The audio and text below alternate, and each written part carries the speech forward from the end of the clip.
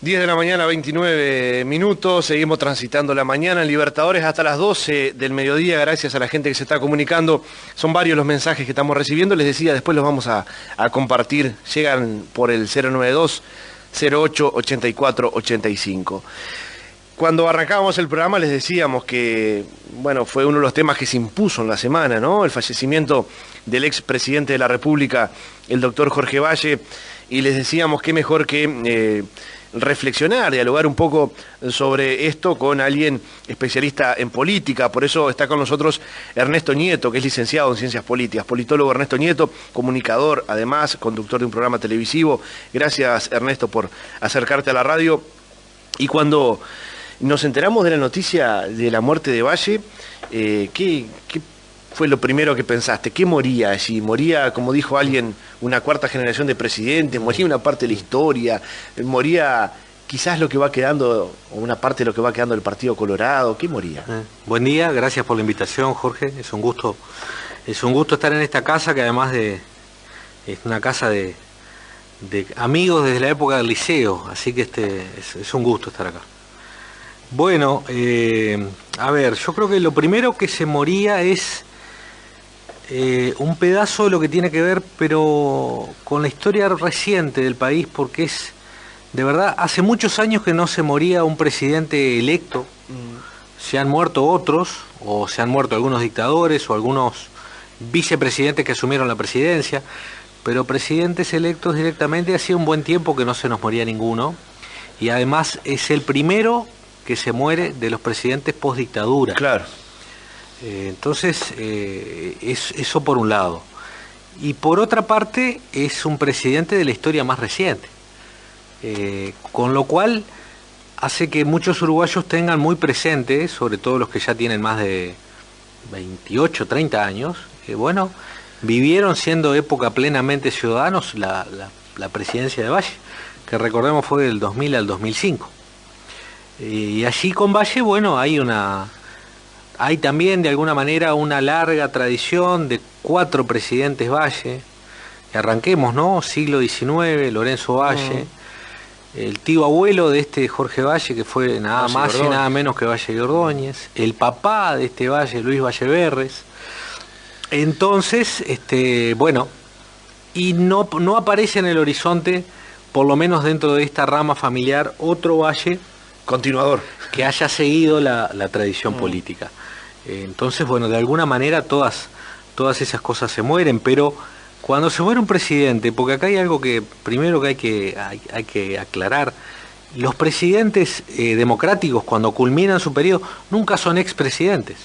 En realidad siguen siendo presidentes. Son presidentes, claro. ¿Sí? Uno puede ser un ex director de un ente, uno puede ser un ex ministro, pero un presidente, por ser el cargo que es, por ser electo por la ciudadanía, en regímenes democráticos, siempre sigue siendo presidente. Entonces, en realidad, nunca se muere un ex presidente. Sí. Murió el presidente Valle. Muere un presidente. Y cuando se muere un presidente, uno tiene que recordar, este presidente, además, en particular, fue el que instauró el régimen de balotaje. De alguna manera, los partidos tradicionales hicieron casi como último recurso para evitar la llegada al Frente Amplio una reforma constitucional. Y Valle fue el que fue electo allí después de 4 tentativas anteriores. Entonces, se muere un presidente un poco con toda esa carga actual, pero a su vez histórica. Claro. Ernesto, ¿coincidís que para valorar en este caso a Valle, habría que separar las cosas? Por un lado está su actuación política, por otro lado lo que fue casi como personaje, ¿no?, de la historia del Uruguay. ¿Qué balance así a grandes rasgos harías de lo que fue su gobierno, pero también de lo que fue él como personaje político? Bueno, como personaje político yo comenzaría por ahí. Como personaje político fue alguien muy singular, sobre todo teniendo el apellido que era y viniendo de donde venía, porque el vallismo, como una ideología, como un cuerpo de ideas políticas, siempre estuvo asociado a 2 o 3 grandes líneas fuertes. La primera, el estatismo.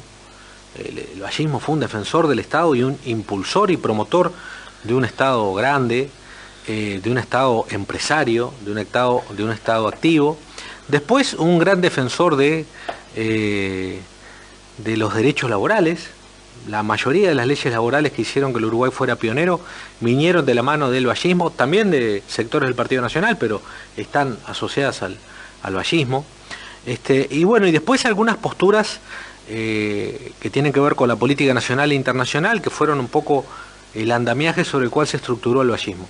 Y Jorge Valle rompe con buena parte de esas tradiciones, porque Jorge Valle es un liberal en lo político, con lo cual no rompe con el vallismo, pero con lo que sí rompe con el vallismo es porque Jorge Valle es un liberal en lo económico. Es alguien que cree que el Estado en realidad debe intervenir, pero muchísimo menos de lo que intervenía. Es alguien que cree que las relaciones laborales se deben dar en lo posible sin intervención del Estado y deben ser relaciones de capital y trabajo. Y con ese andamiaje de ideas rompe con la tradición del vallismo. Entonces, el vallismo de Jorge Valle en realidad no es el vallismo. Uh-huh. En ese sentido, en el sentido lato del término, Jorge Valle no fue un vallista, sino que fue alguien que rompió con esa tradición del vallismo. Entonces, bueno, eso le originó que en realidad cuando él se queda con la lista 15, porque gana una interna para hacerlo, le gana una interna además a un dirigente de mucha fusta, que era Flores Mora, alguien con mucha identidad vallista, y Jorge Valle, seguramente por ser hijo de quien era, de Luis Valle Berres, le gana esa interna y él se queda, es candidato y gana su primera diputación muy joven, en el año 58, pero ya a partir de ahí se construye una especie de personaje. Ese personaje que en una campaña electoral lo sintetizaron con un eslogan de campaña que decía: Jorge Valle le canta la justa. Sí, recordamos, le canta la justa. Alguien que de alguna manera no, o por lo menos no parecía que midiera mucho el costo político de algunas veces ser políticamente incorrecto. Decir lo que pienso aunque pierda votos. Sí, pero no siempre, tampoco exageremos el mito. No siempre, muchas veces fue políticamente correcto y de hecho su última campaña electoral lo llevó a la presidencia y logró el voto de muchos ciudadanos que no eran colorados justamente porque hizo las cosas políticamente correctas. Claro. ¿Ah? Después, siendo presidente, se permitió de nuevo varias veces ser no políticamente correcto. Entonces, el personaje Jorge Valle tenía chispazos de hidalguía, chispazos de humor, rompía muchas veces con ese protocolo muy formal que es la investidura del presidente de la República. Y después tenemos la gestión. A ver, a Valle le costó gobernar un periodo del país donde ya veníamos arrastrando algunas deficiencias desde la salida de la dictadura, pero generadas en la dictadura, deficiencias que tienen que ver con lo económico. Le tocó lidiar con una crisis internacional que es cierto que nosotros no la generamos, pero que no la supimos prevenir de ninguna manera, sobre todo en lo que tiene que ver con lo financiero, que es en donde Uruguay podría haber hecho muchas cosas y no las hizo a tiempo, no solo por el gobierno de Valle, sino por los anteriores. Y después el saldo de su gestión desde el punto de vista social fue un saldo muy crítico para la historia reciente del país. Hay 2 o 3 indicadores claves, ¿no? Jorge Valle dejó la presidencia de la República con un nivel de desempleo altísimo, muy alto, estaba superando el 17% de desempleo. Dejó la presidencia con el nivel de pobreza más alto de la historia reciente del Uruguay. Prácticamente un 30% de los uruguayos cayeron por debajo de la línea de pobreza durante la gestión de Jorge Valle. El nivel de emigración más elevado, sin tener en cuenta la dictadura, obviamente, que ahí fue obligado, pero por razones políticas. Pero cuando tenemos en cuenta los periodos democráticos, el nivel, la cantidad de uruguayos que se fueron por razón económica fue la más alta de la historia del país. Y un dato que no es menor y que es el más terrible de todos, ¿no? Que es que la tasa de suicidios en el Uruguay fue la más elevada de toda nuestra historia. 2002, ¿no? El año 2002 y 2003, con la crisis financiera, con gente que perdió absolutamente todos sus ahorros, o que perdió bienes, o que pasaron a situaciones judiciales muy complicadas, hizo que la tasa de suicidio. Entonces, cuando uno mira ese saldo social, bueno, la verdad que no, la forma en que terminó y entregó la banda presidencial Jorge Valle fue con un saldo muy negativo para el país. Desde el punto de vista político podemos dar 2 cifras. Jorge Valle asume y a la primera medición que se hace de su aprobación era superior al 50%, 55, 56%. Terminó su mandato con un 5% de aprobación. Que es había histórico. Además como una gran expectativa cuando gana Valle, como una gran ilusión de alguna manera que después empieza a caer, ¿no? Sí, pero son esas ilusiones que también se construyen en las campañas electorales. ¿Por qué?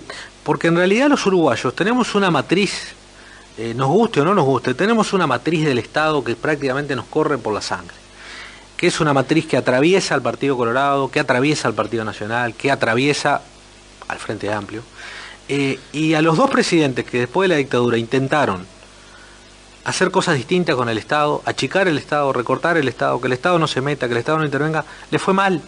Luis Alberto Lacalle, que también llegó con un programa de gobierno que tenía un Estado mínimo como gran propuesta, recordemos que hizo un intento de privatizar las empresas públicas, y Jorge Valle. Y a esos presidentes en el Uruguay les va mal, porque nuestra matiz es, de alguna manera, muchos, seamos empleados públicos o no, tenemos vínculos permanentes con el Estado. Claro.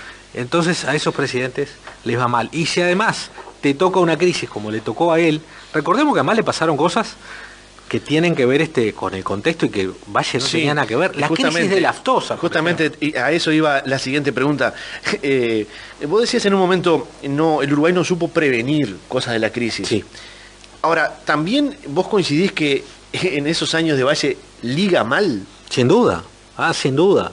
Por las tosas, por las cuestiones de la crisis. Sí, hay cosas que se pueden prevenir. Por ejemplo, hoy Uruguay tiene un sistema financiero robustecido a partir de generar determinadas políticas que se llaman anticíclicas. Hoy Uruguay puede... nosotros hemos atravesado en este momento por crisis desde hace meses en Brasil y en Argentina, y Uruguay básicamente no ha zozobrado. Bueno, esto 20 años atrás hubiera sido una ola que nos hubiera arrastrado. ¿Por qué? Porque hay políticas anticíclicas que se han generado. Uruguay hoy tiene un colchón de reservas económicas que es muy importante para lo que es nuestra economía. Bueno, en su momento no lo supimos hacer. Pero hay cosas que no se pueden prevenir. Por ejemplo, la aftosa. Por ejemplo, que a vos, tus grandes vecinos, porque no recordemos que somos de verdad absolutamente dependientes. Sí. Si tus dos grandes vecinos, uno entra en default, que fue la Argentina, y el otro está arañando las paredes, como fue Brasil en su momento, y bueno, es muy difícil que un país como Uruguay pueda sobrevivir a eso. Y a Valle le tocó todo eso, pero además él también generó algunas animosidades innecesarias. Una, quizás la más evidente desde el punto de vista internacional, fue la ruptura de relaciones con Cuba. ¿Ya? Sea porque no le gustaba el régimen cubano, tuvimos muchos presidentes a los que no le gustó, sea porque, básicamente dijo cosas en su momento un poco fuera de lugar, a las cuales le contestó Fidel Castro, Uruguay rompe relaciones con Cuba. Sí. Siendo que Uruguay, después de la dictadura, no solo había recuperado, sino que estaba comenzando a tener relaciones fluidas con Cuba. Y eso hizo que buena parte de la sociedad uruguaya, a la cual ya no le caía demasiado bien Jorge Valle, le empezó a caer absolutamente mal, ¿no? Entonces, tuvo algunos otros episodios que tuvieron poco de cómicos y bastante... Sí. Aquella frase con Jorge Bush, We are fantastic, cuando estábamos en medio del temporal, ¿no? Entonces, esas cosas que hacían de Jorge Valle. Sí. Pero yo hay algo que quiero decir, ¿no? Porque uno puede evaluar bien o mal, a todos los presidentes y a todas las personas tenemos luces y sombras, eso... Es natural que sea. Forma parte además de cualquier actividad, mucho más cuando son actividades públicas, donde estamos permanentemente expuestos a la sanción y al veredicto de la ciudadanía. Pero hay otra cosa que no tenemos que confundir, que es la forma en que tratamos a nuestros muertos. Y ese es un código ético, ¿no? Hay muchas culturas que entienden que de la forma en que nosotros tratamos a nuestros muertos y que nos despedimos de los seres que en algún momento tuvieron vida, es en realidad el valor que le damos a la vida. Y mucho más en el caso de un presidente de la República, porque fue alguien que durante 5 años nos representó a todos, que además fue alguien muy importante al interior de una colectividad muy importante para el país. Entonces, que nosotros tengamos un buen o mal juicio sobre una presidencia no tiene nada que ver con el respeto a la persona que se fue y a lo que representa. Porque el espíritu de la República es el que está ahí cuando en un cajón se va un presidente de la República. Y el espíritu de la República es que la República la hacemos entre todos, incluso pensando diferente, incluso no estando de acuerdo, pero sobre todo valorando que ese que se fue ahí fue alguien que recibió el mandato del pueblo y se lo entregó a otro que también recibió el mandato del pueblo. Entonces, parece que no tenemos que confundir, ¿verdad? Hay cuestiones que tienen que ver con la ética, no solo por ser un presidente, sino sobre todo por ser una persona. Claro, en pleno velatorio dijo Mujica, ahora es tiempo de homenaje, después evaluaremos y juzgaremos. No sé si homenaje, pero por lo menos lo que decís Respeto. es, ahora hay que respetarlo. Pero sin duda, además, hay algo que todos tenemos que recordar, que la ciudadanía uruguaya ya lo juzgó políticamente. Claro. Ya lo juzgamos, y lo juzgamos muy mal además. El Partido Colorado, cuando el Partido Colorado se presenta a elecciones nuevamente, obtiene el 13% de los votos. Nunca antes había tenido tan pocos votos en su historia. ¿tá? Y como decía, él terminó su presidencia con solamente un 5% de aprobación. Es decir, ya lo juzgamos políticamente. La herencia de Valle para el Partido Colorado es que todavía no se puede terminar de levantar y todavía no tiene una chance real de llegar al gobierno, por lo menos en las próximas elecciones. Entonces, Sí. el lastre que le dejó al Partido Colorado como opción de gobierno es significativo. Es decir, los uruguayos eso ya lo juzgamos, ya no está en cuestión. Y la historia reciente, que se comienza a escribir en los libros y que se va a escribir en pocos años, y bueno, va a decir muchas de estas cosas que estamos comentando. Entonces, en realidad es el momento del respeto, ¿no? Yo te hablaba con un amigo que también que está en los medios y que es docente universitario, y decíamos, claro, porque está lleno de gente que la pasó muy mal en ese periodo, incluso gente que tiene familiares que atravesaron momentos complicados, y sin embargo, lo que nos hace ser distintos como república es que a pesar de todo eso, tengamos el respeto debido. Si no, en vez de ser una república, somos una república bananera.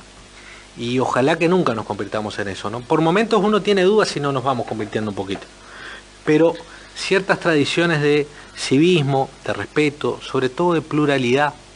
La república es entendernos que somos plurales, que somos distintos, que podemos pensar distinto, pero cuando algo tan grande pasa, como que es que alguien se va en ese cajón, que ya no va a estar más, hay que callarse la boca. Exacto, totalmente de acuerdo. Ernesto, no sé si ustedes en los análisis políticos hablan de políticos jóvenes o viejos o cómo se mide eso, Sí. pero ¿sabés que tengo la sensación de que Jorge Valle, bueno, muere con casi 89 años, con 89 años iba a cumplir el día que es sepultado? Fíjate si habrá sido personaje, Sí, que hizo que lo enterraran el día de su cumpleaños. sí, es cierto, sí. La muerte propia hablan. Sí, ¿no? sí, sí. Ernesto, lo que yo quería decir era que me da la impresión que murió un hombre con 89 años, pero daba la impresión de ser un político siempre joven. Sí, eso tiene que ver con características de su personalidad, ¿no? Con características de su personalidad, que hay otros que la tienen, ¿no? A ver, nosotros tenemos una sociedad que demográficamente es distinta a la del resto de nuestros países de América Latina. Tenemos mucha gente de mucha edad. Y te paso un dato por si no lo has visto. En estos días han salido los nuevos estudios que se hacen sobre demografía. ¿Sabés a cuánto está llegando la expectativa de vida en Uruguay? A casi 100 años. O sea, Sí, impresionante. los uruguayos vamos a seguir viviendo cada vez más. Eso hace que tengamos en nuestros dirigentes políticos, porque aparte la política es una profesión que exige mucha continuidad, estar mucho, no bajar los brazos. Valle fue un especialista de eso, si querés. Después podemos contar algunas cosas. Y eso hace que uno vea gente de muchos años, y uno los ve y dice, a ver, a los 70, casi 80, como va a tener Mujica, y se bancó toda la interpelación del ministro, sentadito, y por momentos uno lo veía ahí hablado y enojado, para variar, Sí. con alguien. Valle recorriendo el país y haciendo campaña con 88, casi 89, ¿no? Un ministro de Economía, debe ser de las cosas más estresantes que hay en el mundo, que tiene 77. Y uno los ve, algunos con más vigor, otros con menos los ve. Y bueno, tiene que ver con ese Uruguay, ¿no? Ahora, Ernesto, ¿no es en parte también de que andan y siguen andando porque no surge gente nueva? ¿O no surge gente nueva porque ellos siguen andando? Hay un poco de las dos cosas. Hay algunos políticos que les cuesta dar el paso al costado o el paso atrás, que les cuesta, forma parte de su naturaleza, sin quererlo o queriéndolo taponean la savia nueva, ¿no? Se acorchan, como decía un amigo, se convierten en un corcho que impide que la savia nueva circule, pero también es cierto de que tenemos pocos jóvenes que asumen la tarea de asumir determinados niveles de liderazgo en los partidos Claro, políticos. claro. Y cuando digo pocos, comparativamente con lo que tuvimos en décadas anteriores. La salida de la democracia fue un momento de explosión de actividad por razones obvias, ¿verdad? La salida de la dictadura cuando volvimos a la democracia, y los momentos previos a la dictadura también fueron momentos de mucha fusión. Ahora, a partir de los 90 comenzamos a ver un retroceso, ¿no? Cada vez menos jóvenes que se involucran activamente, porque no es la cuestión de ir a un acto, no, la cuestión de convertirse en dirigente implica una presencia, Claro, una acción, claro, un claro. conjunto de cuestiones que se tienen que hacer. Estaba pensando en Salto. Bueno, si uno mira en Salto, parece que tenemos una camada de líderes nuevos. Estoy pensando en Coutinho, estoy pensando en Andrés Lima, estoy pensando en Carlos Albizu, ¿no? Sí, Gente de distintos sí. partidos, gente nueva. Sí. ¿Cuál ha sido un poco la tradición del Uruguay? ¿De ser medio parricida? ¿De que esta gente joven a veces quiere deslindarse de los viejos o no? Nosotros hemos tenido pocos presidentes muy jóvenes, y eso de alguna manera responde a tu pregunta, ¿no? Quizás el último presidente joven que tuvimos fue Luis Alberto Lacalle, que llegó con 40 y pocos años, 46 Sí. creo que tenía cuando asumió la presidencia, o 47, y después hay que ir muchísimo para atrás, capaz que hasta Luis Vallaverde, ¿no? Para encontrar presidentes jóvenes, es decir, y cuando uno mira, tenemos compañeros en el Instituto de Ciencia Política en la facultad que hacen estudios donde estudian todos los parlamentos, ¿no? Cuando asumen, estudian las edades, y tenemos muy pocos parlamentarios jóvenes, o sea, menores de 45 años. Tenemos pocos, muy pocos, así como tenemos muy pocas mujeres, Claro. menos del 10%, ¿no? Entonces son de esas cosas que están en el debe. Pero lo que pasa es que si uno no puede obligar a la gente a elegir una carrera, o uno no puede obligar a la gente a elegir una profesión, mucho menos lo puede obligar a ser político, Sí, sí, ¿no? sí. Y en la medida en que los jóvenes no sientan que la política tiene que ver con su mundo de vida, con lo que ellos hacen, que con la política también pueden haber cuestiones tan importantes para la juventud como el ecosistema, como cuidar el medio ambiente, si ellos no asumen que desde la política ahí, por ejemplo, podrían hacer muchas cosas, y es difícil involucrar, ¿no? Es difícil. Sí, vamos aproximándonos al final de esta charla que da para seguirla mucho más, ¿no? ¿Sabes que me quedé pensando cuando decías, son características personales que tenía Valle, el humor, todo eso? Sí. Yo creo que una de las curiosidades que tiene, a ver tu opinión, o que tuvo Valle, es que, bueno, había gente, por supuesto, que quizás hasta lo odiaba, pero caía simpático en muchas tiendas políticas. Sin duda. Y estoy pensando, por ejemplo, alguien de su generación, más o menos ahí que estuvo Sanguinetti, por ejemplo, me parece que Sanguinetti es mucho más resistido Sí. por otras fuerzas políticas, por la izquierda, por ejemplo. Y Valle parece que caía más simpático en la izquierda. Sí, yo ahí no me animo a decir cuál caía más simpático cuál, pero hay algo que tiene que ver con que buena parte del ejercicio de la política es la comunicación. Y cuando uno tiene una comunicación empática, y bueno, aunque piense distinto, es mucho más fácil caer bien, ¿no? Y Valle tenía una comunicación empática, porque en el medio de una charla dura, de negociación, él por ahí podía decir, pero callate vos, que te acordás que nos conocimos en tal lado y nos tomamos tal cosa. O sea, esa ruptura de lo estrictamente protocolar y eso acercarse al humano hace que uno sienta, sobre todo los latinos, a pesar de ser uruguayos del Cono Sur, en nuestra sangre corre básicamente lo latino. Entonces, lo humano, eso que rompe con lo protocolar, que rompe con lo que uno espera, bueno, a uno lo lleva a tener más simpatía. Y algo que yo quiero mencionar, ¿no? Sí. Que es la tremenda capacidad de recuperarse después de los naufragios que tuvo Jorge Valle en su vida. Claro, Porque me tuvo- decías, te iba a contar algo de nunca bajar los brazos, a ver. Porque tuvo varias. En primer lugar, alguien que está dispuesto a postularse 5 veces a la presidencia de la República significa que es alguien que desarrolla una resiliencia importante, ¿no? Miren que yo, por verlo de cerca en mi trabajo, les digo, si hay algo que feo es remar en una campaña y llegar perdiendo a veces en la orilla. Las ganas de levantarse después son muy pocas, ¿no? Y él no lo hizo una, no lo hizo dos, 5 veces lo hizo. Eso ya te habla de una persona con una capacidad de persistir muy importante. Pero hay un episodio, además, que ahora yo veo que mucha gente se ha olvidado, pero que marcó la vida política de Valle. En el año 58, en el año 68, me comí 10 años, a Valle se lo acusa, sin pruebas, de una supuesta infidencia. Sí. La supuesta infidencia consistía en que él se había aprovechado de tener información privilegiada sobre la devaluación del peso uruguayo y que con eso habría, un día antes, hecho una mini fortuna. El rumor corrió como reguero, se escribió tintas en muchos periódicos. A Valle nunca se le pudo probar eso, pero le valió pasar prácticamente al ostracismo político y recién después de la dictadura y al segundo periodo después de la dictadura poder ser nuevamente candidato a presidente de la República, porque por esa misma infidencia los militares lo investigaron, lo llevaron detenido varias veces, supuestamente por ello, y le impidieron ser candidato a presidente a la salida de la dictadura. Sí, integrar las listas al Senado, cosa que logró, fue senador de la República, ¿verdad? Recuperarse de ese masazo, de lo que implicaba esa especie de sanción pública, no es para cualquiera. Porque más allá que nunca se probó, hay quienes dicen que no se probó porque lo hizo muy bien, ¿ah? Pero recuperarse de esa sanción, siendo político, volver, ser senador en más de una oportunidad y seguir insistiendo hasta llegar a la presidencia de la República, no es para cualquiera. No cualquiera está templado con ese acero, ¿no?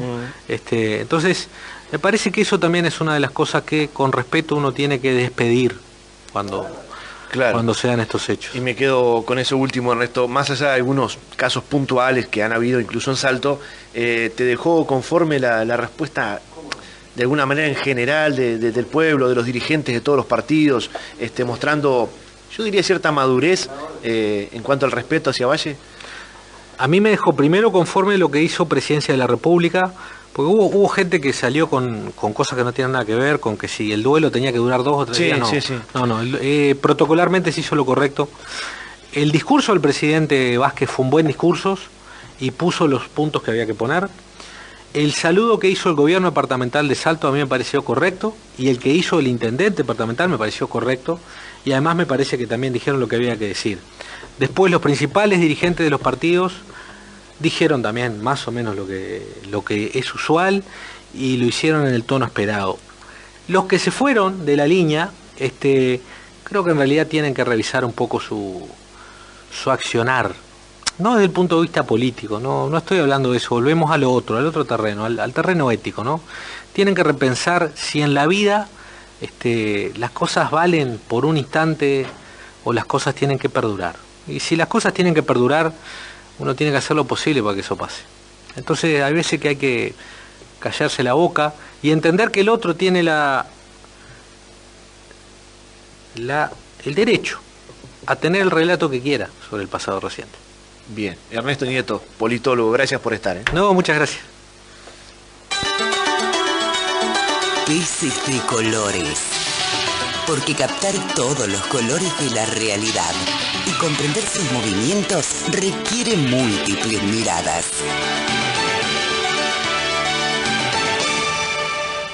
Llévate tu nueva moto en el modelo que elijas.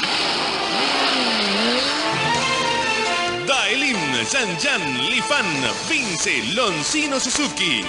Llámalo ahora a Nelson Bernasconi y te preparamos tu plan de financiación personalizado, de acuerdo a tus posibilidades, hasta en 37 cuotas y sin entrega inicial. Ahora en pesos uruguayos, bajo interés. Llámalo ahora a Nelson Bernasconi por el 26-862. 26862 y llévate tu nueva moto en el día sin poner un mango. Locura en 2 ruedas de Nelson Bernasconi que vos no podés dejar pasar. Bellavista 590, teléfono 26862. Además, somos distribuidores de Honda, Peugeot, Piaggio y Yamaha. Tipografía Norte, impresión de folletería con sistema offset, volantes, sobres, hojas membretadas, facturas, tarjetas personales, fotocopias, encuadernaciones, plastificados, impresiones láser de documentos. Tipografía Norte, trabajos rápidos, Uruguay 1383, Telefax 28809. En Amorín 177, casi 19 de abril, te espera Toque de un Ángel, tu regalería. Las tiaras y vinchas más lindas en flores de raso para niñas y adolescentes. También accesorios y billutería. En alianzas de oro 18 quilates, todos los modelos con importantes descuentos. contando con servicio de reparación en todo tipo de joyas.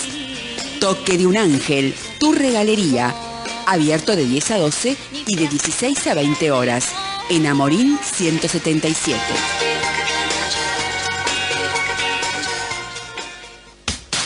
Si abrís un paquete de Lay's y encontrás un sticker con guita, llama a Carlitos y pedile lo que quieras, pero lo que quieras mismo. ¿Qué haces, Carlitos? Tráeme quincena en la Pedro. Sacala con piscina y vecinitas cancheras. No, pará, mejor que sean cordobesas y cancheras.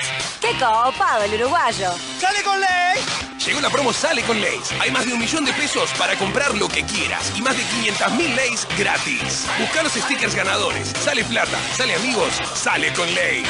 Promoción sin obligación de compra. Válida en la República Oriental del Uruguay del 24 de octubre al 31 de diciembre de 2016. Bases y condiciones en facebook.com/Lay's Uruguay. Junto a Cooperativa Artigas. Solicita 50.000 en 36 cuotas de 2.548.